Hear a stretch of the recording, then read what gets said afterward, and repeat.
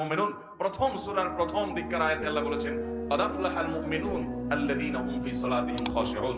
ওই ঈমানদাররা সফল হবে ভাই, ওই ঈমানদাররা সার্থক হবে যাদের সালাতের মধ্যে খুশু বা মনোযোগ থাকবে। নামাজে মনোযোগ না থাকলে সে নামাজটা নিষ্প্রাণ নামাজ, সে বিষয়ে বলাই বাহুল্য। কিন্তু আমি অন্য বিষয়ে কথা বলতে চাই, কারণ মনোযোগ নিয়ে আমরা সবচেয়ে বেশি চিন্তিত এবং মনোযোগ নিয়ে আলোচনাও কম বেশি আমরা শুনি, কিন্তু নামাজের বাহিরটা নিয়ে খুব বেশি আলোচনা হয় না।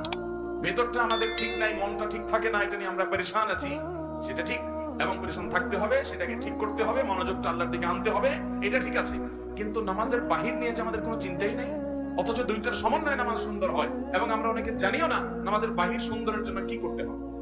মোহতারাম হাজরিন, নামাজের এই বাহিরের দিকটাকে বলা হয় খুদুর, ভেতরের দিকটাকে বলা হয় খুশুর, আর বাহিরের দিকটাকে বলা হয় খুদুর।